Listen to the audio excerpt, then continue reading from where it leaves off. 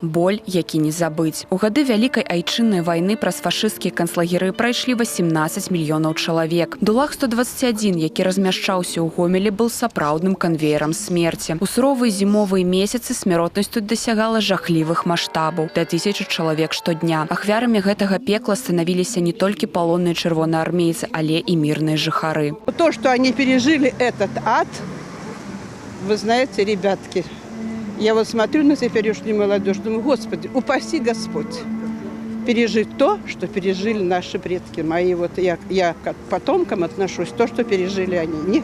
Упаси Господь. Надо беречь этот мир, беречь каждый момент жизни, потому что это все... Это если вернется страх. Словы памяці і смутку. Некалькі пакаленняў беларусаў сабраліся на плошчы паўстання, каб ускласці кветкі да памятнага знаку ахвярам генацыду беларускага народа. Гэта сведчанне таго, што подзвиг і пакуты не будуць забытыя. Сегодня очень важный день для нашей страны. Мы помним всегда о том, через что прошли люди в страшные годы Великой Отечественной войны.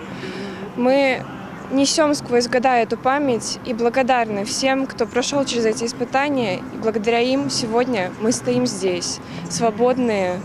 Напярэдадні памятнай даты ў Гомельскім дзяржаўным універсітэце імя Францыска Скарыны прайшоў круглы стол на тэму генацыду беларускага народа. Студэнты даведаліся аб жорсткіх падрабязнасцях трагедыі вязняў канцлагераў, гета і іншых мест прымусовага ўтрымання насельніцтва. У гады вайны ў Беларусі гаворка ішла пра мільёны загінулых, замучаных і пакараных у няволі. Асабліва жахаюць злачынствы нацыстаў супраць дзяцей. Такие названия, как Тростенец, Заричи, Красный берег, они вписаны кровью в историю нашей страны.